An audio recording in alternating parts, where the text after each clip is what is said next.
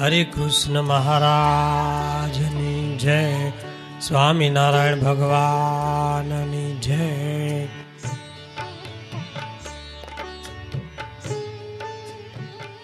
પાંડવો ભગવાન કૃષ્ણ અંતર્ધ્યાન થયા, યદુવંશનો નાશ થયો.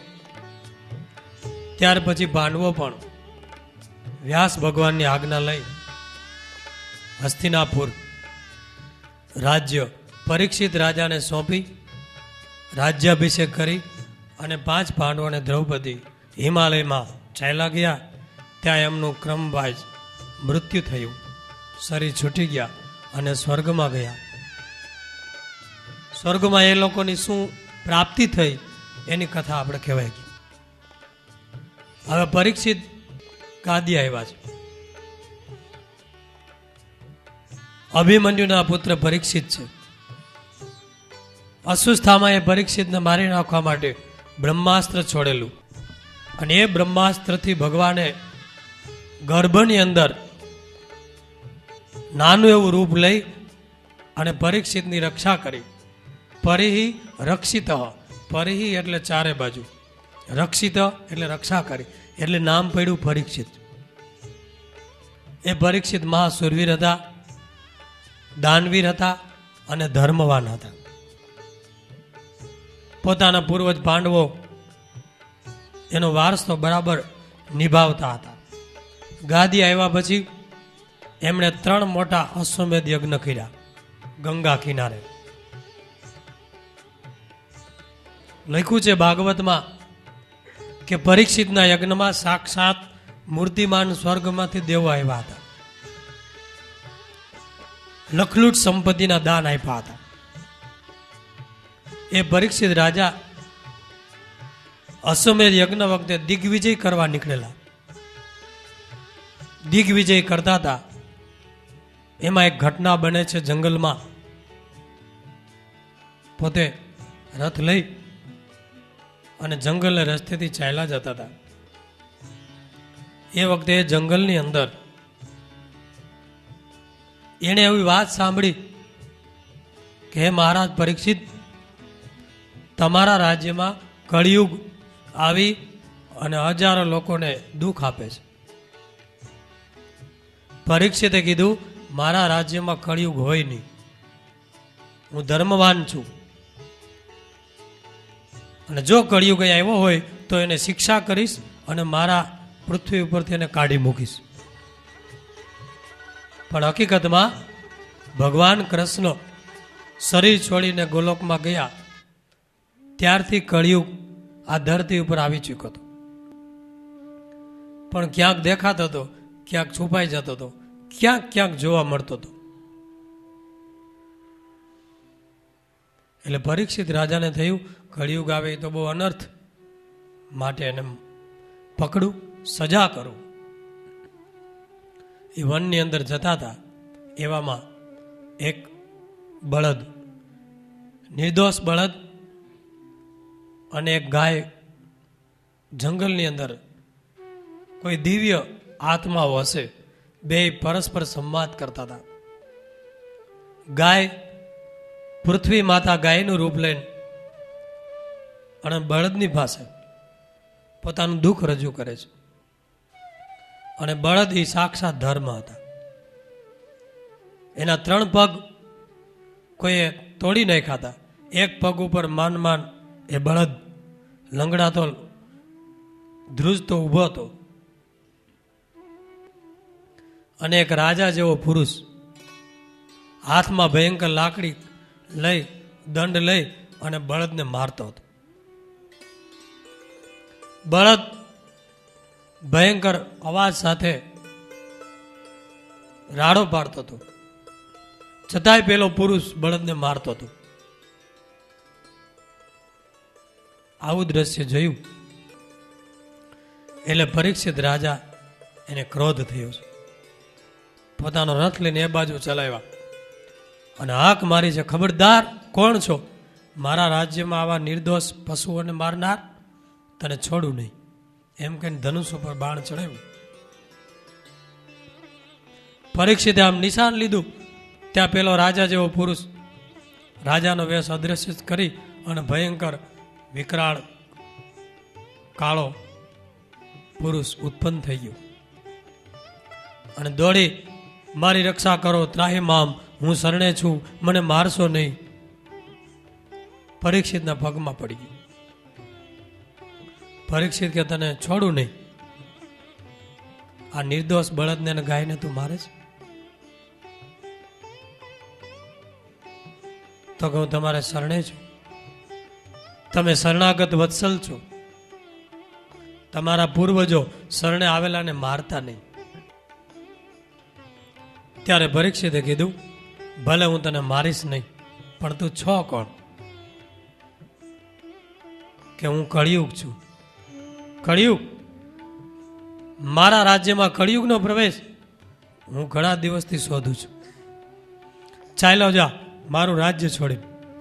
મારા સીમાડાની અંદર તારો પ્રવેશ ન હોવો જોઈએ. ત્યારે કળિયુગ બોલ્યો કે આખી ધરતી ઉપર તમારું સામ્રાજ્ય છે, તો હું ક્યાં જાઉં? જ્યાં જાઓ ત્યાં તમે જ નજરે આવો છો.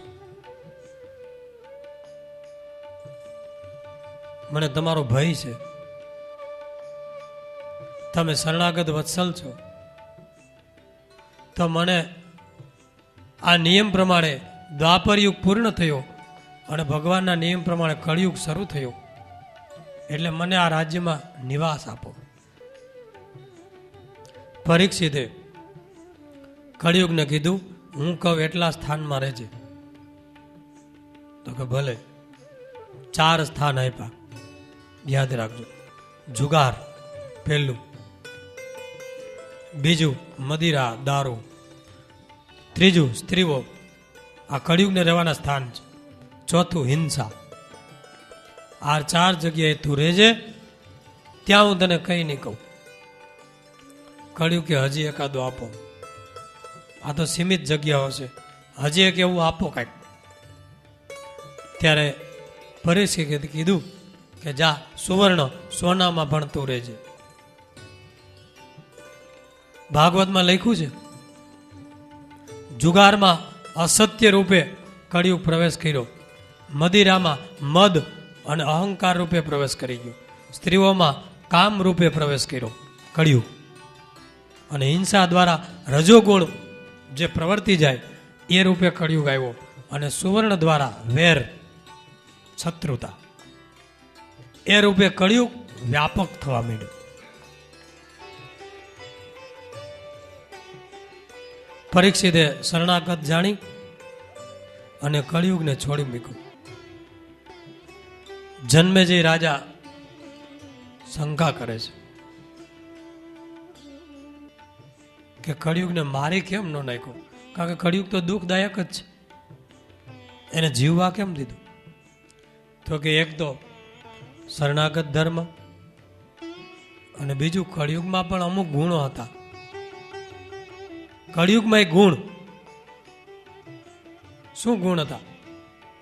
કે કળિયુગમાં કાંઈ પણ પુણ્ય કર્મ કરે તો એ તરત જ ફળ આપે, અને કાંઈ પાપ કરે તો એ તરત ફળ ન આપે.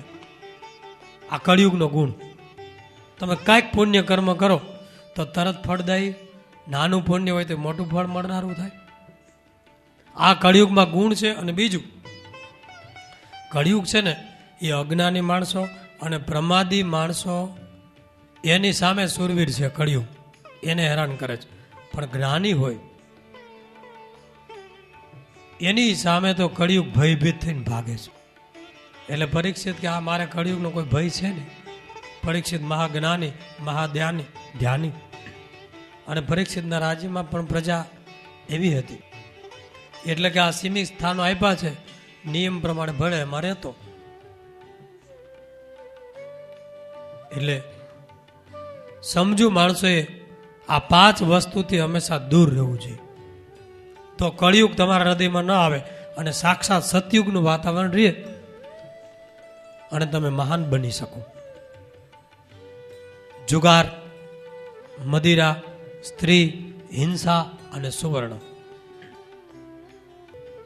પણ કળિયુગ ગમે એમ તો દુશ્મન પરીક્ષિતનો બની ગયો કે રાજાને જ લાગમાં લઉં અને એને જ મારું, કે રાજાને જ હું પકડમાં લઉં. હવે પરીક્ષિત આગળ ચાલતા જાય છે. એને એક મુગટ પહેરેલો સોનાનો, એ સોનાનો મુગટ ભીમસેન જરાસંધ રાજાને મારી અને એના ખજામાંથી લાવેલા, ખજાનામાંથી. એટલે આમ તો અન્યાયનું સુવર્ણ હતું અને કળિયુગને નિવાસ સોનામાં આપેલો. એટલે કળિયુગ પરીક્ષિત રાજાનો દોષ જોયા કરે કે કાંઈક જો એનો વાક કે ભૂલ થાય તો એનામાં પ્રવેશ કરી જાઉં અને પેલા રાજાને જ ઝપટમાં લઉં. અમુક વ્યક્તિઓને કોઈ દી ક્ષમા ન અપાય અને એ ક્ષમા આપો તો એ ફરી ફરીને બદલો લે. એ કાંઈ ઉપકાર યાદ ન રાખે. પરીક્ષિત મૃગ્યા કરવા વનમાં નીકળે છે. ધમ તાપ, તરસ લાગી છે, ભૂખ લાગી છે, પાણી વિના ટળવળે છે કે આજુબાજુમાં પાણી હોય તો પોતે ઘોડો દોડાવતા આગળ ગયા. એમાં એક આશ્રમ આવ્યો. આશ્રમમાં જેને જોયું ત્યાં સમીક ઋષિનો આશ્રમ. ઋષિ ધ્યાનમાં બેઠા હતા, સમાધિમાં હતા. પરીક્ષિતે જોયું કોઈ સન્માન થયું નહીં. કળિયુગને લાગ મળી ગયો અને સોનાના મુગટમાં પ્રવેશ કરી ગયો. પરીક્ષિતની બુદ્ધિ ફરી ગઈ. જે પરીક્ષિત ઋષિ મુનિઓનું સન્માન કરતા, આદર આપતા, એ પરીક્ષિત આજે ઋષિ મુનિઓનું અપમાન કરવા તૈયાર થઈ. પરીક્ષિતને વિચાર થયો કે આ દંભી ઋષિ પાખંડી સત્કાર તો કરતો નથી વાણીથી, પણ હું આવ્યો એટલે મને પાણી પાવું ન પડે, મારી સેવા ન કરવી પડે, એટલે પોતે આંખો બંધ કરી અને દંભથી ધ્યાનમાં બેસી ગયા. ક્રોધ થયો છે કે આ સાચો છે કે ખોટો છે. એટલે મરેલો એક સર્પ પડ્યો તો જંગલમાં, ત્યાંથી આ આશ્રમમાંથી ખૂણેથી ઉપાડી ધનુષની અણી ઉપર લઈ અને ઋષિના ગળામાં પહેરાવી દીધો. મરેલો ઝેરી સર્પ. ઋષિનું અપમાન કરી પરીક્ષિત તો ચાલ્યા ગયા તરસા. થોડી જ વારમાં ઋષિનો પુત્ર શૃંગી, તેજસ્વી તપસ્વી, પોતાના પિતાના ગળામાં સર્પ જોયો બીજા બાળકોના કહેવાથી અને દોડતો આવીને રડવા જ માંડ્યો છે. ભયંકર રુદન આક્રંદ. ઋષિ પુત્રનું રુદન સાંભળી જાગી ગયા. કેમ રડે છે? પિતાજી તમારા ગળામાં જુઓ મરેલો સર્પ. એટલે એને તરત સર્પ ઉપાડીને ફેંકી દીધો કે આ કોણે મારા ગળામાં સર્પ નાખ્યો? હું તો સમાધિમાં, મને ખબર નહીં. પિતાજી, આ દેશનો રાજા પરીક્ષિત આવ્યો હતો, એને તમારું અપમાન કર્યું છે. અને એ જ વખતે કે હું એને જીવતો નહીં રહેવા દઉં રાજાને, એ ઋષિ પુત્રે હાથમાં જળ લઈ અને શાપ આપ્યો કે જે રાજાએ મારા પિતાના ગળામાં મરેલો સર્પ નાખ્યો છે એને આજથી 7મે દિવસે મારો મોકલેલો ભયંકર ઝેરી તક્ષક નાગ આવી અને કરડશે અને 7મે દિવસે પરીક્ષિતનું મૃત્યુ થશે. જળ મૂકી દીધું. શાપ નિવારણ શક્ય નહોતું. એ ઋષિને જાણ થઈ કે મારા પુત્રે શાપ આપી દીધો.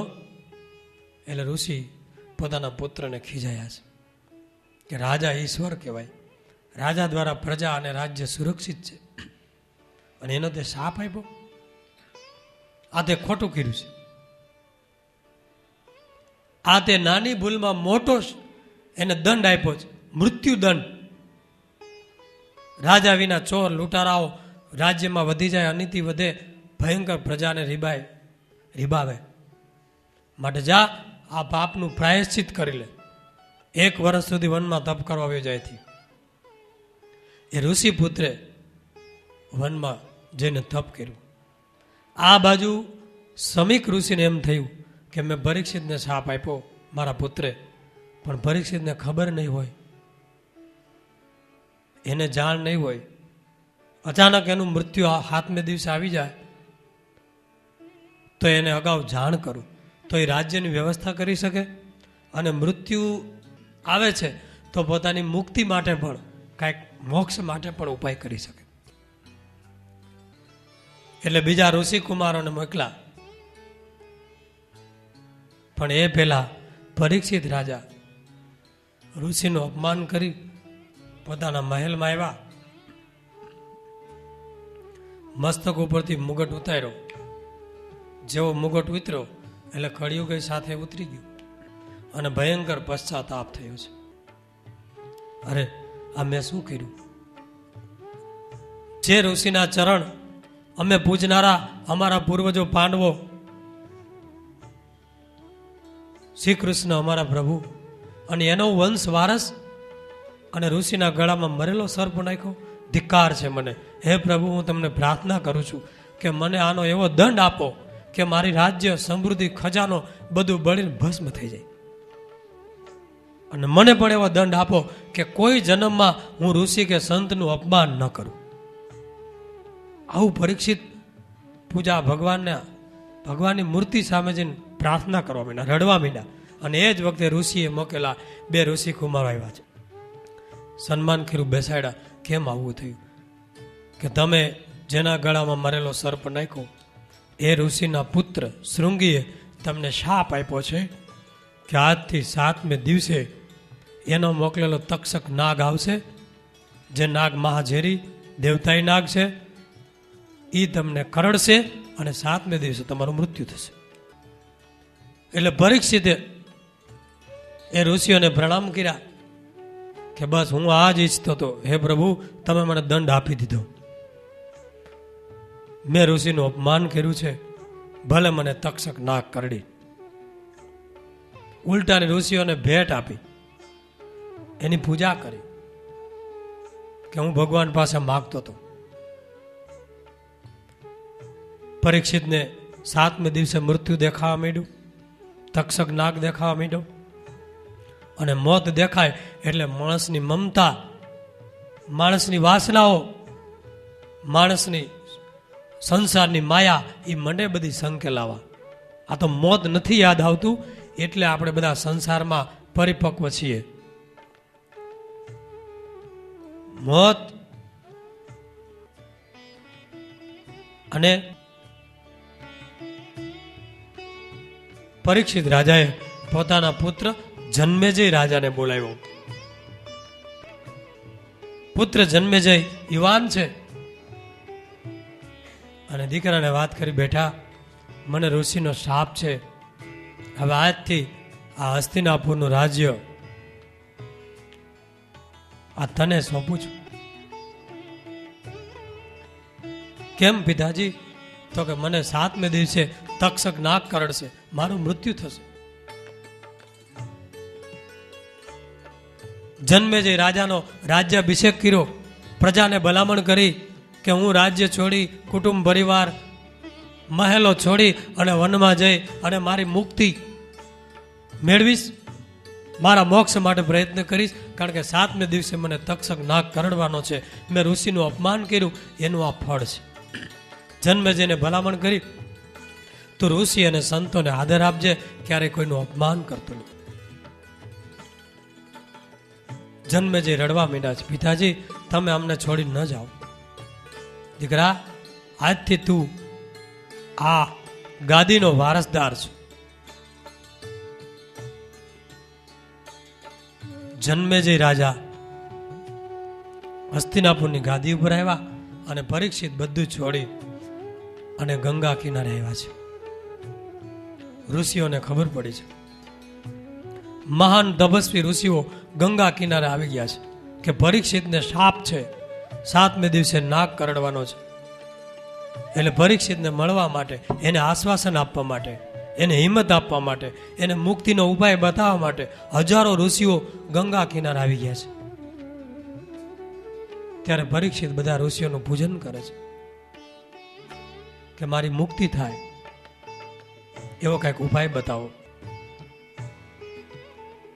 અને એ જ્યાં ઋષિઓની સભા હતી એ જ વખતે ભગવાન વ્યાસજીના પુત્ર સુખદેવજી 16 વર્ષની ઉંમર, અને એ કિનારે ચાલ્યા આવે છે ગંગાને.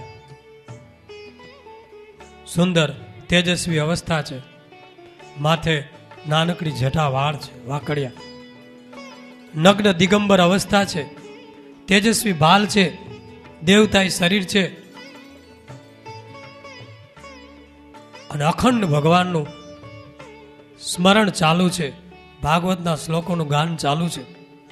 એ સુખદેવજી વ્યાસજીના પુત્ર છે, સદા બ્રહ્મરૂપ આત્મરૂપ ભગવાન અખંડ એમની સાથે છે.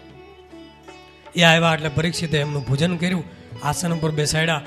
હજારો ઋષિઓ જે એનાથી મોટી મોટી હજારો વર્ષની ઉંમરના હતા, એણે પણ સુખદેવજીનું સન્માન કરી એનું પૂજન કર્યું, કારણ કે બ્રહ્મ સ્થિતિ હતી. વચનામૃતમાં પણ જેના વખાણ છે, પ્રશંસા છે, કે પરમહંસ અત્યાર સુધીમાં જેટલા સાધુ પરમહંસો એના ગુરુ સુખદેવજી, બધામાં શ્રેષ્ઠ હોય તો સુખદેવજી.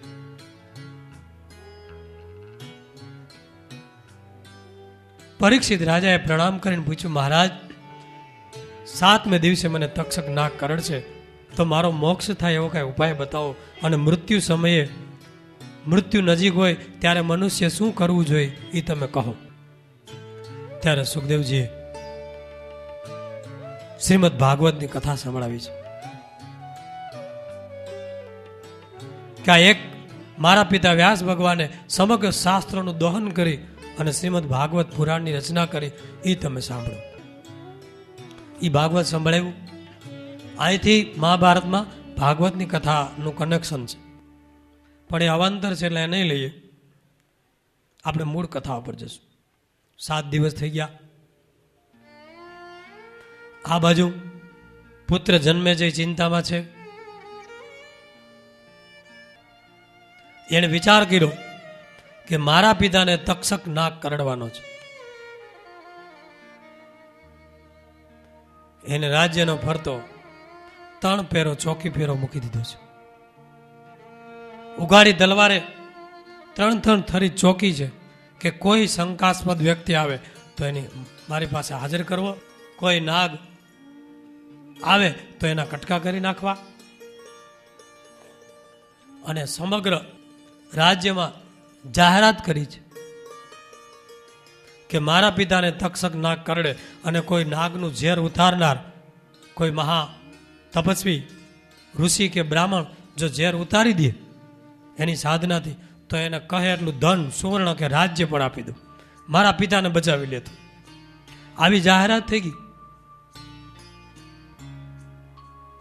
એવી જાહેરાત થવાથી એક ઋષિ, એક બ્રાહ્મણ, કૌશિકી નામનો બ્રાહ્મણ, જે 12 વર્ષની સાધના કરી અને એવી સાધનાઓ, એવી જડીબુટ્ટીઓ જાણતો હતો કે ગમે તેવો ઝેરી નાગ હોય કે દેવતાએ નાગ કરડ્યો હોય, એક ક્ષણમાં ઉતારી દે એવા મંત્ર. એ પોતે ધન મેળવવાની ઈચ્છાથી એ બ્રાહ્મણ પોતાની જોડી ઝંડો લઈ અને હસ્તિનાપુર તરફ ચાલતો થયો કે પરીક્ષિતનો તક્ષક નાગ ઉતારી દો.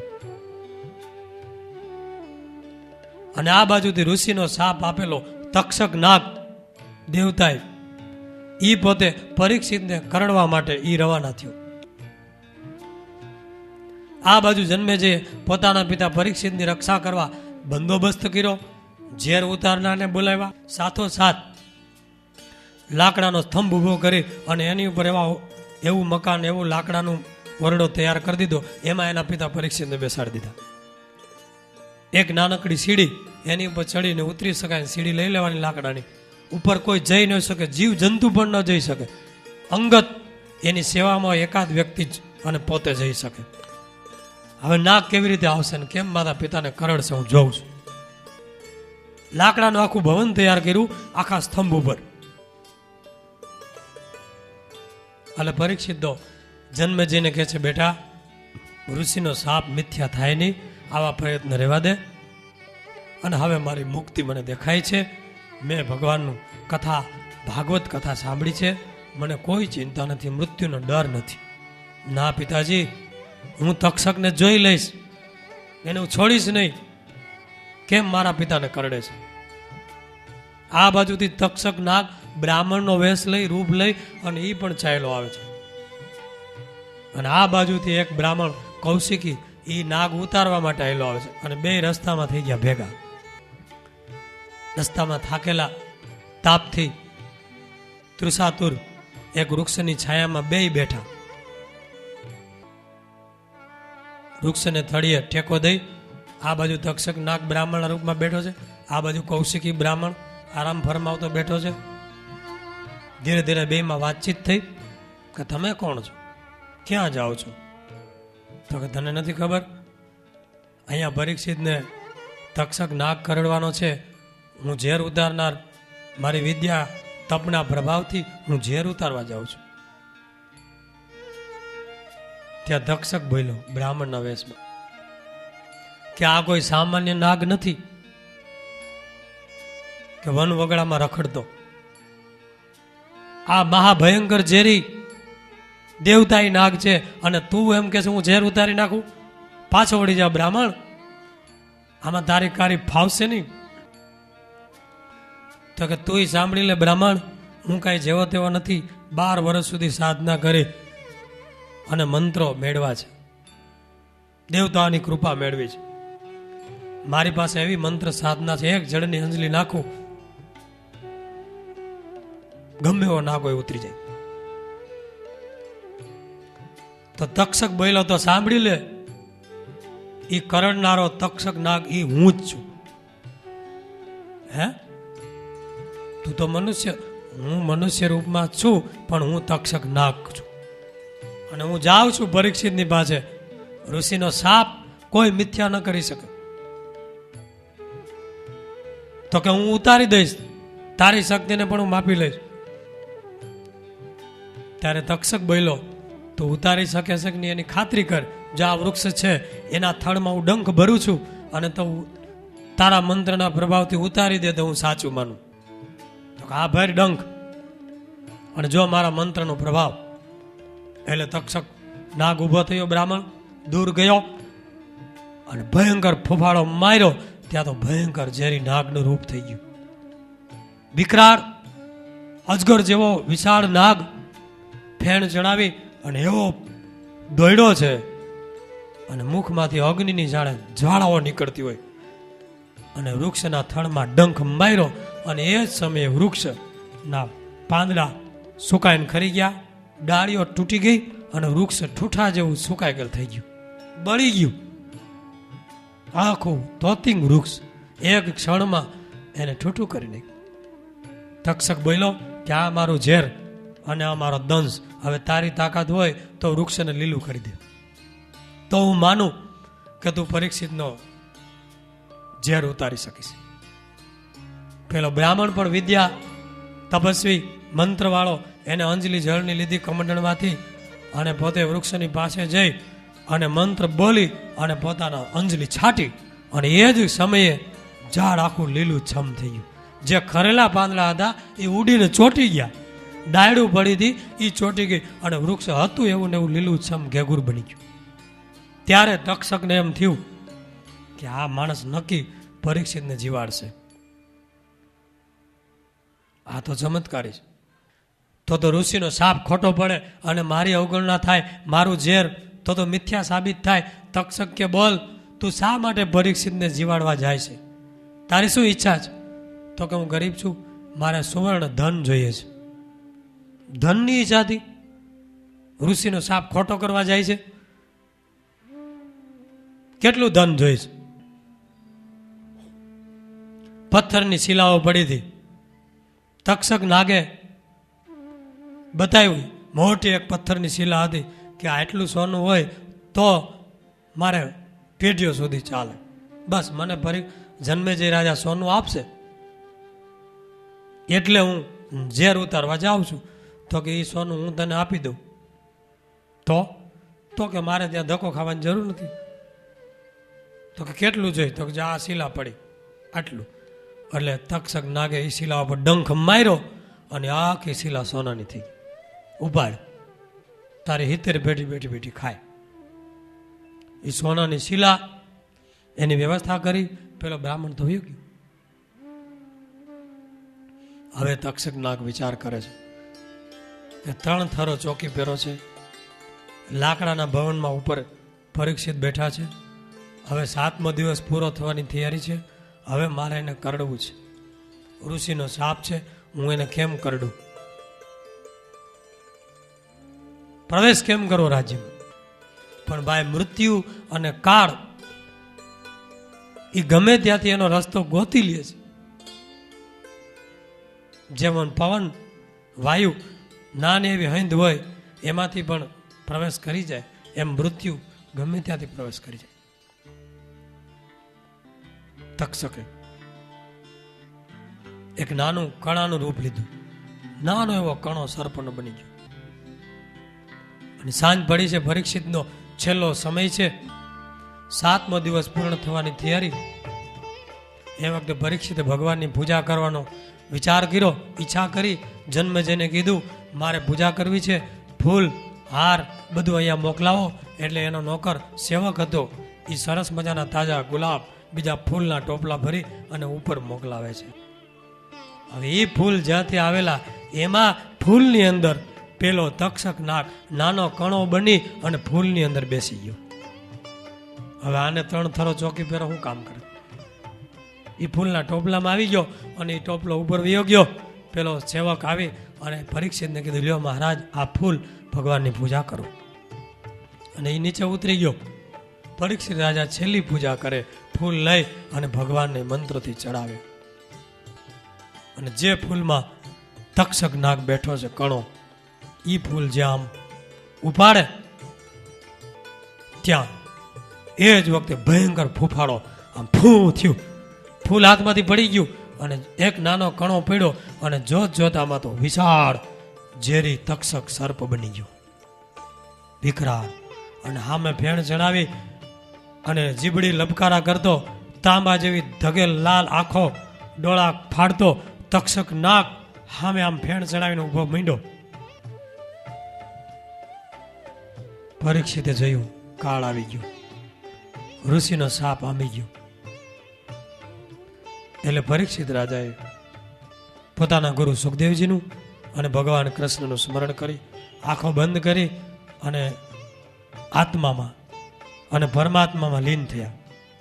અને તક્ષકને કહી દીધું, હે તક્ષક, તું તારું કામ કર, હું મારું કામ કરું. એમ કહી અને પગ આમ લંબાવી અંગૂઠો આપી દીધો, ડંખ મારી દે, હું મારા ધ્યાનમાં લીન થઈ જાઉં છું. અને યોગ ધારણાથી પરીક્ષિત સુખદેવજીની કૃપાથી સર્પ તક્ષક ડંખ ભરે એ જ પહેલા યોગ ધારણાથી પોતાનો જીવ શરીરમાંથી બહાર કાઢી અને પરમાત્માની પાસે પહોંચી ગયા છે. તક્ષક દોડી અને એના પગના અંગૂઠામાં ડંખ માર્યો છે અને પોતાનું ઝેર હતું એ બધું ઝેર એના શરીરમાં ઉતારી દીધું. શરીર લીલું કાશ થઈ ગયું. પરીક્ષિતનું શરીર પડી ગયું. ત્યાં ચતુપાઠ તક્ષક એને ડંખ ભરી પોતાનું નાનું રૂપ લઈ પાછો ફૂલમાં બેસી ગયો. આ બાજુ પેલો સેવક ઉપર જાય છે, ત્યાં તો પરીક્ષિત રાજાનું મળદું શરીર કાળું લીલું કાશ ચીસ નાખી જન્મેજી રાજાને કીધું, અહીંયા આવો જલ્દી. જન્મેજી ઉપર ગયા, જોયું ત્યાં પિતાનું મૃત્યુ. એ ભોકે ને ભોકે રડે છે, વિલાપ કરુણ આક્રંદ. રાજ્યમાં ખબર પડી, ચારે બાજુ રોકકડ મચી ગઈ. કેલા કેવી રીતે આને તક્ષક નાગે ડંખ ભર્યો? તો કે મને કઈ ખબર નથી, તપાસ કરો. આખા આ લાકડાના ભવનની અંદર ક્યાંથી આવ્યો, કેવી રીતે આવ્યો, બધું ફોડી નાખ્યું, બધું વીખી નાખ્યું. પણ આ તો ફૂલમાં નાનો કણો બનીને બેઠો. એ ફૂલ હતા એ ટોપલા ભરીને બહાર નખાવી દીધા. હવે એની અંદર હવે નાનો ઈયળ જેવો બનીને બેસી ગયો હોય, એ કેમ પકડાય, કોને ખબર? એ બહાર ફેંકી દીધા. તક્ષક ત્યાંથી પોતાના મૂળ રૂપ લઈને ભાગી ગયું. પરીક્ષિત નો અગ્નિ સંસ્કાર જન્મેજયે કર્યો છે. પણ જન્મેજયને પિતાનું વેર લેવું છે. તક્ષકને છોડવું નહીં. તક્ષકને તો નહીં, પણ બીજા નાગ ઝેરી આવા કેટલાને કરડતા હશે, એક કોઈને છોડવું નહીં એવો એને સંકલ્પ કર્યો. જંગલમાં જઈ અને ઋષિ મુનિઓને મળે છે જન્મેજય, કે મારા પિતાનું વેર લેવું છે, આવો કોઈક યજ્ઞ કરાવો, મારે કેવી રીતે વેર લેવું. ત્યારે ઉતંગ નામના એક ઋષિ મળ્યા. એણે કીધું, હું ગુરુના આશ્રમમાં ભણતો ને ત્યારે ગુરુ પત્ની માટે પૌષ્ય રાજાના રાણીના દિવ્ય કુંડળો ગુરુ પત્નીએ મગાવ્યા. હું કુંડળ લેવા ગયો. એ કુંડળો દેવતાએ હતા, જેને પહેર્યા હોય એને કોઈ ભય નહીં, કોઈ વૃદ્ધાવસ્થા નહીં, કોઈ રોગ નહીં. એ કુંડળ હું લેવા ગયેલો, પણ એ રાણીએ કીધેલું કે આ કુંડળ તક્ષક નાગ લેવા માટે ઘણીવાર આવી ગયો છે, માટે તક્ષક આવશે, તારી પાસેથી કુંડળ પડાવશે, એનાથી સાવધાન રહેજે. ઉતંગ મુનિ કહે છે, હું કુંડળ લઈને ચાલ્યો, ત્યાં મારી પાછળ એક ભયંકર વેશવાળો મેલો ગેલો એક બ્રાહ્મણ જેવો એક પુરુષ આવેલો આવે. એટલે મેં કીધું, એલા તું કોણ છો? તો એને પોતાની સાચી ઓળખાણ ન આપી કે હું ફલાણો છું, બ્રાહ્મણ છું. અને હું જેવો નદી આવ્યો સ્નાન કરવા, કુંડળ મૂકીને ગયો, ત્યાં કુંડળ ઉપાડી ગયો. અને પછી મને ખબર પડી કે તક્ષક હતો. આ કુંડળ દિવ્ય હતા, દેવતાએ હતા, અને ઉપાડીને ભાગી ગયું. પછી મેં તક્ષકનો પીછો કર્યો. તક્ષકનો પીછો કર્યો, પાતાળ લોક સુધી ગયો, પણ દેવતાઓ અને બીજા નાગ લોકોની સલાહથી મેં એને માર્યો નથી. પણ હજી મારે વેર તો લેવું જ છે.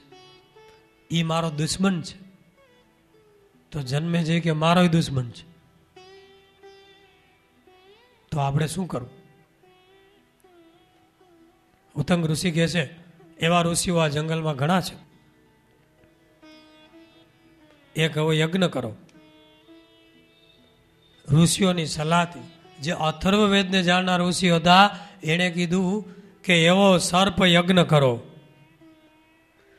જન્મે છે કે મારે દુનિયાના તમામ સર્પોને બાળી એનો હોમ કરી દેવો છે, જેથી કરી કોઈને કરડે નહીં, કોઈને દંશ મારે નહીં. હવે આપણે હોમ હવન તો કરતા હોય, પણ સર્પને હોમમાં ના. એવા ઋષિઓ બોલાવું કે જે મંત્ર બોલે અને બધા સર્પ ખેંચાય અને અગ્નિકુંડમાં પડે, બળીને ભસ્મ થતા જાય. અને એવા ઋષિઓ હતા, આવા મંત્ર, તામસી મંત્ર જાણનારા, કે દુશ્મન હોય, શત્રુ હોય, એ પણ ખેંચાય અને અગ્નિકુંડમાં પડીને બળી જાય. આવા મંત્રો હતા એ સમયે.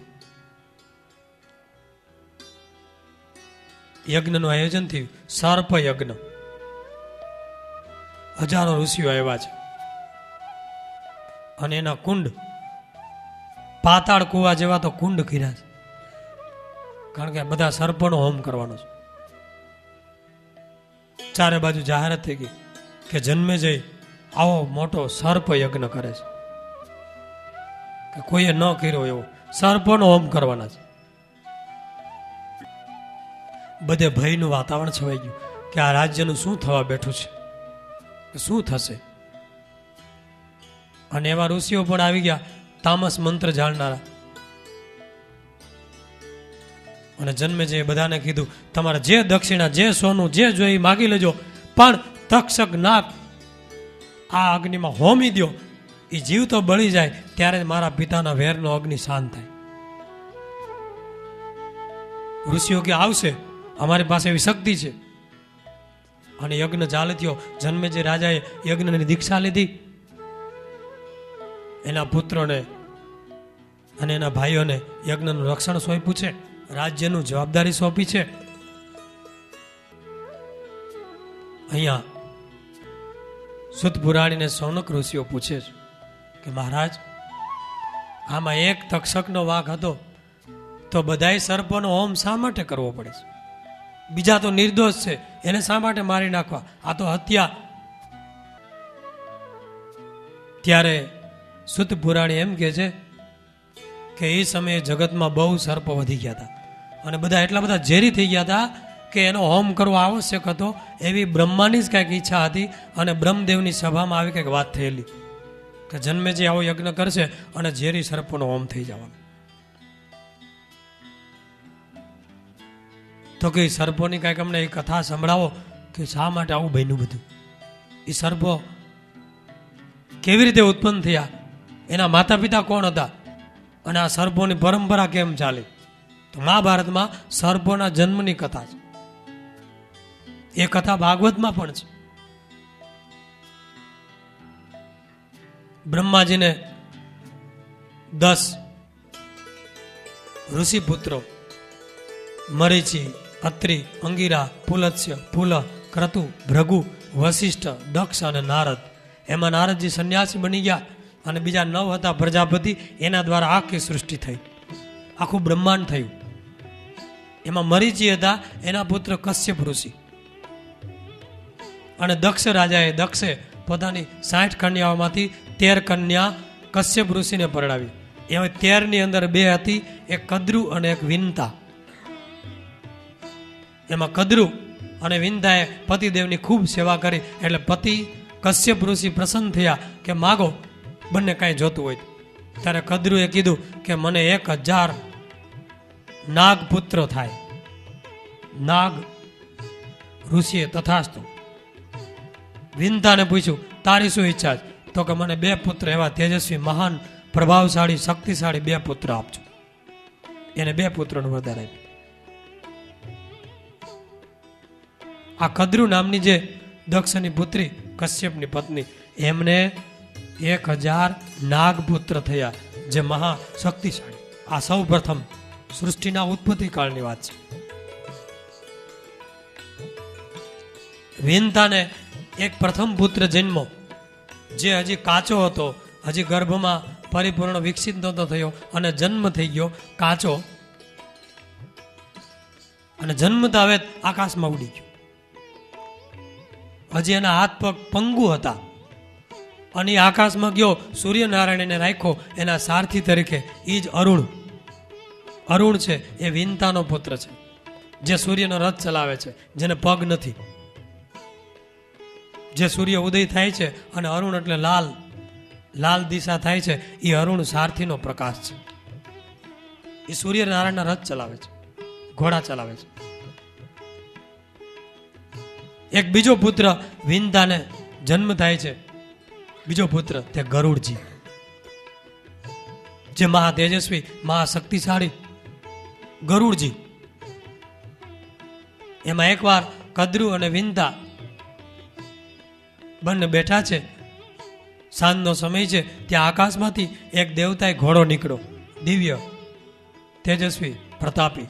જે ઘોડો સમુદ્ર મંથનમાંથી નીકળેલો 14 રત્ન માયલો ઉચ્ચૈ શ્રવા નામનો ઘોડો, દેવતાનો.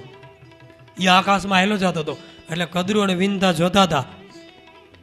ત્યારે કદ્રુએ કીધું ઘોડો કાળો છે. વિનતા કે ના, ઘોડો સફેદ છે. કદ્રુ કે કાળો છે, વિનતા કે સફેદ છે. બે વચ્ચે વિવાદ થયો. ત્યાં ઘોડો તો વયો ગયો, બેયમાં વિવાદ થયો. કદ્રુ કે કાળો છે, વિનતા કે સફેદ છે. કદ્રુ કે જો સફેદ હોય ને તો મારે તારી દાસી બની જાઉં, સેવા કરવી જિંદગીભર. તો વિનતા કે જો કાળો હોય તો હું તારી દાસી બની જાઉં અને જિંદગીભર તારી સેવા કરું.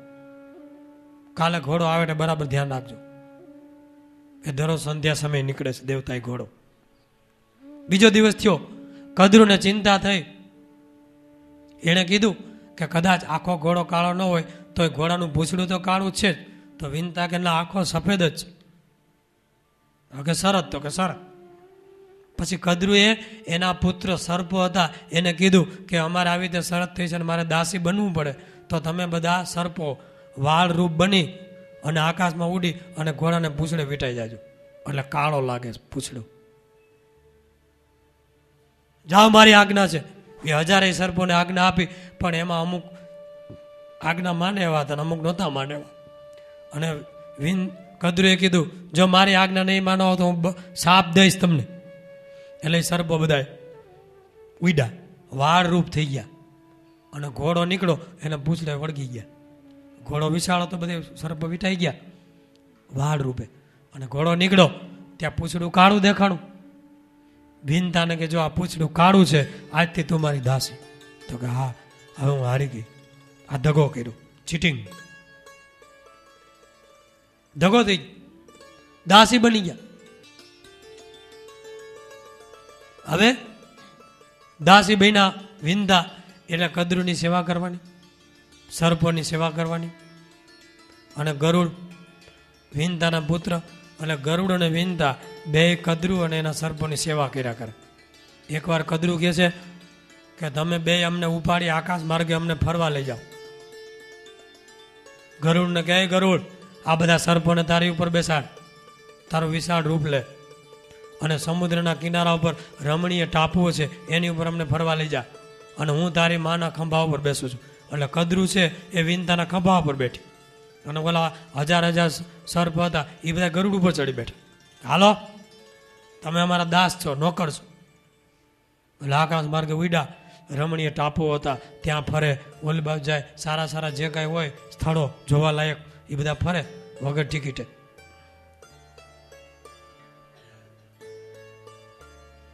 એમાં ગરુડે એકવાર પૂછ્યું કે હે સર્પો, તમે અમને સેવા ચાકરી દાસ પણ રાખો છો, દાસ થવું તો કોઈને ગમે નહીં, તો અમને દાસત્વ પણમાંથી મુક્ત કરો અને એના બદલામાં તમારે જે જોતું એ માગી લ્યો, હું તમને આપીશ. તો ઓલા સર્પો કે આપશો એમ? તો કે હા. તો કે જાઓ, અમારે અમર બનવું છે તો દેવલોકમાંથી સ્વર્ગલોકમાંથી અમૃત લાવવાય, અમને અમૃત આપો તો અમે તમને દાસપણામાંથી મુક્ત કરી દઈ, તમે સ્વતંત્ર. ગરુડ કે લાવો અમૃત. હું તો જાઉં સ્વર્ગમાં. તો કે લાવો, તો અમે અમર બની જાય. એટલે ગરુડ અમૃત લેવા માટે સ્વર્ગમાં જાય છે. ત્યાં જઈ દેવલોકમાં દેવતાઓને મળે છે કે અમૃત જોઈશ. તો કે અમૃત મનુષ્ય લોક માટે નથી, મૃત્યુ લોક માટે નથી, આ દેવતાઓનું છે. અહીંયા જે આવે છે એને પીવડાવવામાં આવે છે એટલે અહીંયા અમર બને છે. ગરુડ કે હું તો અમૃત લઈશ જ. તો કે અમૃત નહીં મળે, અને દેવતાઓ સાથે યુદ્ધ થયું, દેવતાને પાછા હટાવી, પણ અમૃત છે ક્યાં? તપાસ કરતા ગરુડને એક દિવ્ય દેવતાએ મોટા સરોવરો નજરમાં આવ્યા સ્વર્ગમાં. સરોવરની વચ્ચે મોટા હોજ હતા, હોજ ફરતું પાણી હતું, અને મોટા મોટા યંત્રો એવા ચમત્કારિક મૂકેલા કે એની નજીક પણ કોઈ ન આવી શકે. અને એ હોજની વચ્ચે મોટો કળશ આખો અમૃતનો ભરેલો પડ્યો હતો, અને બે ઝેરી સર્પ દિવ્ય એ હોજની અંદર ફરતા હતા અને અમૃતના કુંભની રક્ષા કરતા હતા. અને ફરતા દેવતાઓ શસ્ત્ર લઈ અને એ હોજની આખા તળાવની રક્ષા કરતા હતા. આવી રીતે અમૃતનો કુંભ ગરુડજીએ જોયો, એટલે લેવા માટે દેવતાઓની સામે યુદ્ધ થયું. એ જેટલા દેવતાઓ રક્ષા કરતા હતા ગરુડ એને બધાને વીખી નાખ્યા, કેટલાને ઘાયલ કરી દીધા, ભગાડી દીધા. ગરુડે પ્રવેશ કર્યો અંદર તળાવમાં, અને સર્પ આવ્યા, સર્પની સાથે લડી એ બે સર્પને મારી નાખ્યા, ચૂથી નાખ્યા. યંત્રો હતા, યંત્રને તોડી નાખ્યા, અને આખો કુંભ ઉપાડી અને ગરુડજી અમૃત સ્વર્ગમાંથી લઈને ભાગ્યા છે. આ બાજુ દેવતાઓ ઘાયલ થઈ અને ઇન્દ્રની પાસે ગયા, મહારાજ ગજબ થઈ ગયો, ઓલો ગરુડ આવી અને આખો અમૃતનો કુંભ ઉપાડી ગયો, હવે આપણે શું કરશું, છાશ પીવું?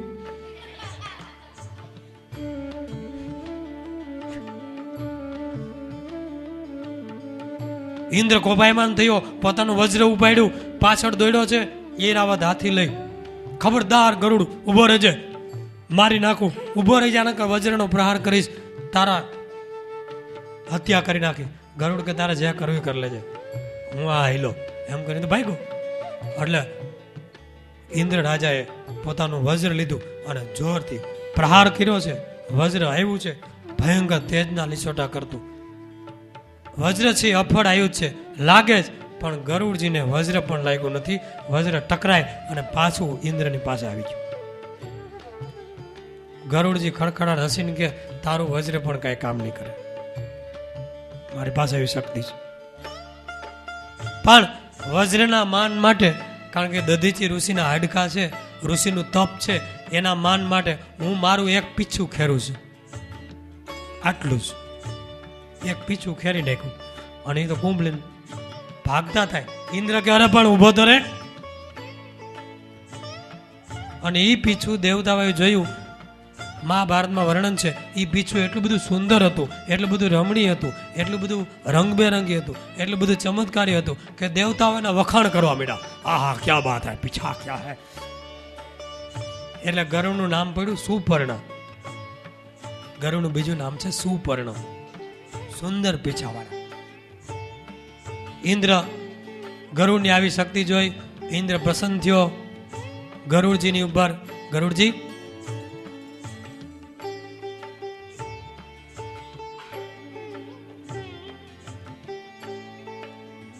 તમારી ઉપર પ્રસન્ન થયો છું, માટે વરદાન માગો.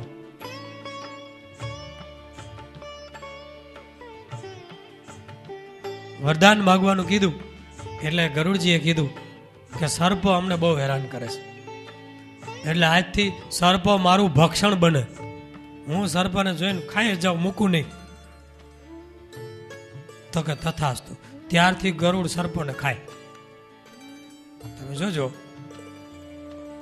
સર્પ નીકળ્યો નથી, ઉપરથી આવે નાસ્તો કરી દે. સર્પ મારું ભોજન બને.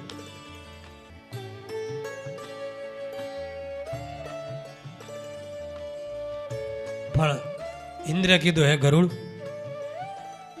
તમે આ અમૃત અહીંથી લઈ જાઓ છો તો દેવતાઓ અમૃત વિના શું કરશે? તો કે મેં તો સર્પોની સાથે બોલી કરી છે, અમૃત એને એકવાર સોંપી દો હાથમાં, કુંભ, પછી અમે દાસપણામાંથી મુક્ત થઈ જઈએ. પછી તમે ઇન્દ્ર મહારાજ આવી અને એની પાસે ગમે એમ કરી અમૃત લઈ જાઓ, તમને ક્યાં વાંધો છે? મારું કામ પૂરું થઈ જાય પછી શું વાંધો? તો ઇન્દ્ર કે મારે કંઈક ઉપાય કરવો પડશે. અમૃત થોડું કાંઈ સર્પોને પવાય, અને સર્પ અમર થઈ જાય તો શું વાત છે? હે ભાઈ, આમાં કંઈ હમાય નહીં એટલા થાય. સર્પ કોઈ મરે જ નહીં, અમર થઈ જાય. ગરુડજી ચાલ્યા આકાશ માર્ગે ભગવાનની સ્તુતિ કરતા. ત્યાં વિષ્ણુ ભગવાન આવ્યા છે. વિષ્ણુ ભગવાન ગરુડજી ઉપર રાજી થયા, પ્રસન્ન થયા. ગરુડજી, માગો માગો. તો કે તમારી ધજામાં મને સ્થાન આપો. એટલે ભગવાનની ધજામાં ગરુડજીનો નિવાસ. અને બીજું, પ્રભુ મને તમારી પાસે કાયમ આપો વાસ.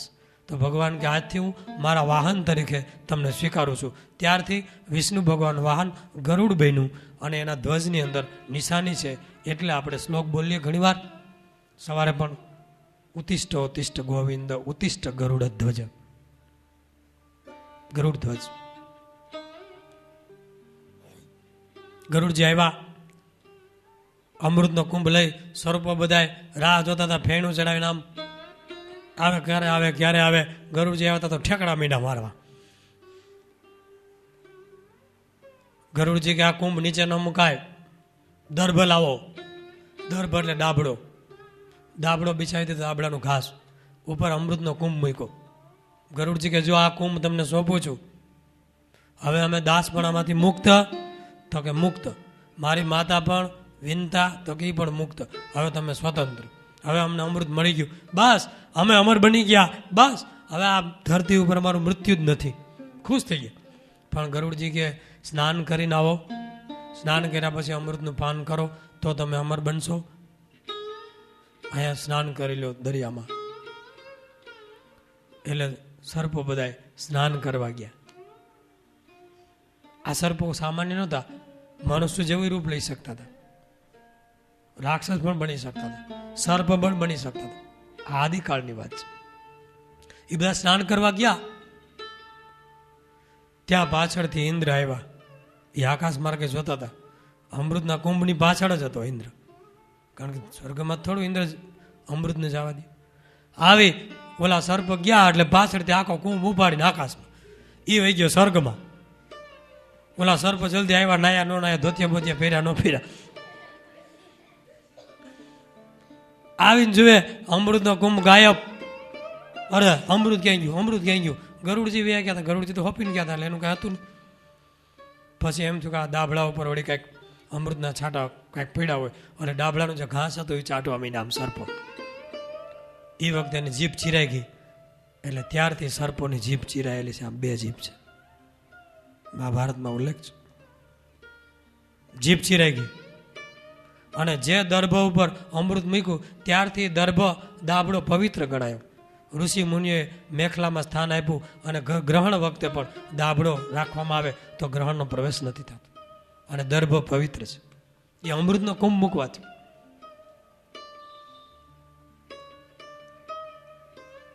ગરુડજી મુક્ત થયા. સુત પુરાણી કે છે, સોનક આમાં કદ્રુએ બધાય સર્પોને કીધું કે તમે પૂંછડે વીંટાઈ જાઓ, પણ એમાં અમુક નહોતા વીંટાણા, અમુક એ માયનું નહોતું. એને કદ્રુએ શાપ આપ્યો હતો પોતાના પુત્રોને કે જે મારું માયના નથી એ જન્મેજી રાજાના સર્પયજ્ઞમાં બળીને ભસ્મ થઈ જશો. આ કથા અહીંયા કનેક્ટ થાય છે. એને શાપ હતો, એટલે શાપ લાગ્યો એટલે સર્પો અમુક ભયભીત થઈ ગયા કે હવે શું કરવું. એટલે એમાં શેષનાગ નામનો સર્પ હતો વિશાળ. એ કે જન્મેજી રાજાને યજ્ઞમાં બળી જાવું, હવે શું કરવું. એટલે વનમાં જઈ અને તપશ્ચર્યા કરવા માંડ્યું શેષનાગ. ખોરાક છોડી દીધો, તીવ્ર તપ કરવા માંડ્યો છે. શાંત ચિત્તે બ્રહ્માજીનું આરાધન કર્યું. બ્રહ્મદેવ પ્રસન્ન થયા કે હે નાગ, કેમ તું તપ કરે છે? માગ, તારી શું ઈચ્છા છે? તો કે મારી કોઈ ઈચ્છા નથી, પણ આમાં વગર મોતે અમારું મોત આવ્યું છે, એનાથી અમારી રક્ષા થાય. હું યજ્ઞમાં બળી ન મરું અને હું વનમાં રહું, તપ કરું અને શાંતિથી જીવું, આટલું મને વરદાન આપો, મને મૃત્યુનો ભય ભયો જાય. તો કે જા, તું અમર બનીશ, યજ્ઞમાં તારો હોમ નહીં થાય, પણ મારી એક આજ્ઞા માન. તો કે બોલો બ્રહ્મદેવ. તો કે ધરતી હાલતી ડોલતી રહે છે, સ્થિર રહેતી નથી, માટે તારા મસ્તક ઉપર ધારણ કર, આટલી તું મારી આજ્ઞા માન. શેષનાગે એ આજ્ઞા માથે ચડાવી અને ત્યાંથી વિશાળ રૂપ લઈ પાતાળમાં પેટાળમાં પ્રવેશ કર્યો અને ધરતીને પોતાના મસ્તક ઉપર ધારણ કરી. આ શેષનાગ.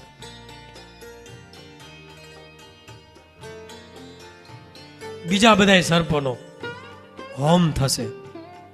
હવે એ હોમ કેવી રીતે થાય છે અને તક્ષકનો પણ હોમ કેવી રીતે થાય છે એ કથા આગળ કરવામાં આવશે. અહીંયા આ કથાને વિરામ આપીએ છીએ. બોલો સહજાનંદ સ્વામી મહારાજ, હરે કૃષ્ણ મહારાજની જય.